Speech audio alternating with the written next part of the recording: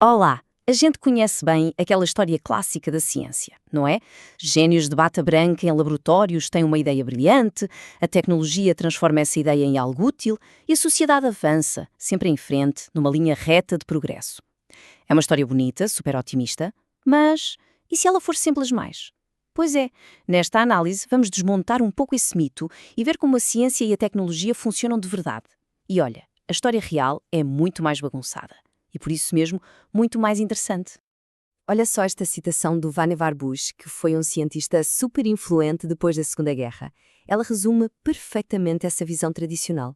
A lógica era bem direta, né? Era tipo, invistam dinheiro na ciência pura, sem amarras, que os benefícios para a saúde, para a economia e para a segurança vão aparecer naturalmente. A ciência era vista como o grande motor do bem-estar, uma fonte inesgotável de otimismo. Só que essa visão tão otimista começou a ser posta em causa. Acidentes tecnológicos, desastres ambientais, o surgimento de novas biotecnologias, tudo isso começou a gerar uma certa ansiedade no público. Nasceu ali o que alguns chamam de síndrome de Frankenstein, sabe? Aquele medo de que as nossas próprias criações se virem contra nós. De repente, a ciência, que era para ser a solução para tudo, começou a parecer, para muita gente, a fonte de problemas novos e bem assustadores. Ok, para a gente entender essa virada de chave, vamos passar por 5 pontos principais. Primeiro, vamos falar do mito do progresso puro. Depois, vamos desconstruir a ideia de verdade científica. Em seguida, vamos ver a história real da tecnologia. Apresentamos a perspectiva CTS, que ajuda a juntar as peças, e por fim, vamos ver por que tudo isso importa no nosso dia-a-dia. Vamos lá então. Primeiro ponto, o tal do mito. A historinha que a gente costuma ouvir é bem linear, bem arrumadinha. A ciência descobre as leis da natureza de forma objetiva, a tecnologia pega nesse conhecimento e o aplica para resolver problemas. E, no fim da linha, a sociedade só colhe os frutos, sempre a melhorar. Essa visão idealizada se baseia em algumas ideias bem fortes.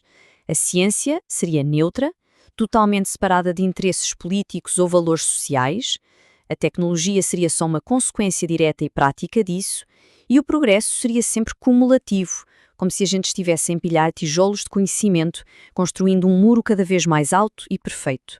Mas, como a gente vai ver, a realidade é bem menos organizada que isso. Agora vamos para o segundo ponto, e é aqui que o castelo de cartas começa a abanar. E para entender isso, a gente precisa de falar de uma figura-chave, o historiador e filósofo Thomas Kuhn.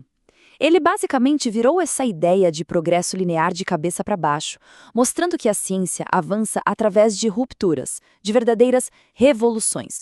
O Kuhn disse que, na maior parte do tempo, os cientistas fazem o que ele chamou de ciência normal. O que é isso? Bom, eles não estão a tentar revolucionar nada. Pelo contrário, eles trabalham dentro de um paradigma aceite, que é tipo um conjunto de regras, teorias e métodos que todo mundo concorda em usar. O trabalho deles é resolver pequenos quebra-cabeças usando essas regras, refinando o que já se sabe. É como montar um puzzle em que já se conhece a imagem final e as regras do jogo.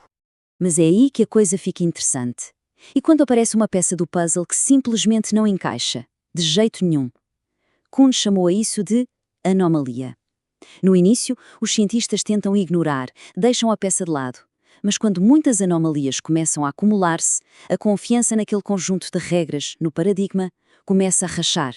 A ciência entra num período de crise. E essa crise é o rastilho para o que Kuhn chamou de revolução científica. E atenção, isto não é só acrescentar mais um facto ao que já se sabia. É uma mudança radical na forma de ver o mundo.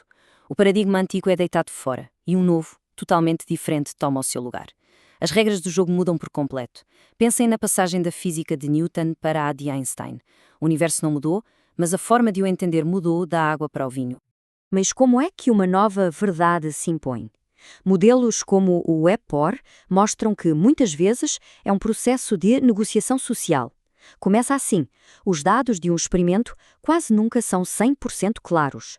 Eles podem ser interpretados de várias maneiras.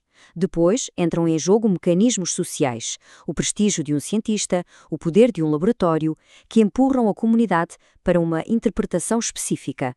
Por fim, a discussão acaba, a controvérsia é fechada e uma nova verdade é estabelecida, muitas vezes uma que se encaixa bem no contexto social e político da época. Certo. Então, se a ciência não é essa busca pura e linear pela verdade, E a tecnologia? A gente aprendeu que ela é só ciência aplicada. Mas os estudos mostram que a história real é, de novo, muito mais rica. De um lado, temos a visão comum. A tecnologia fica à espera que a ciência descubra algo para poder agir. Do outro lado, a visão dos estudos CTS. A tecnologia é um campo de conhecimento próprio, uma atividade complexa por si só.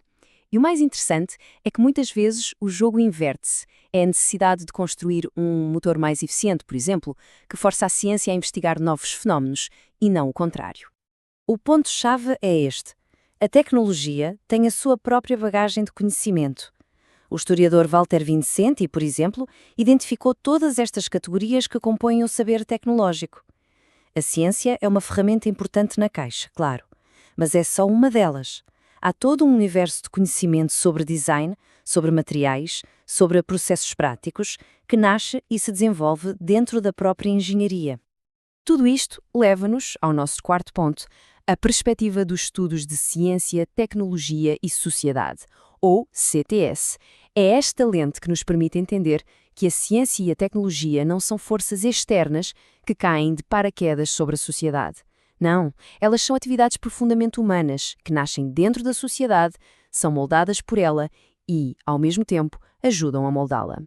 Dentro dos estudos CTS, podemos pensar em duas grandes abordagens. A tradição europeia tende a ser mais detetive.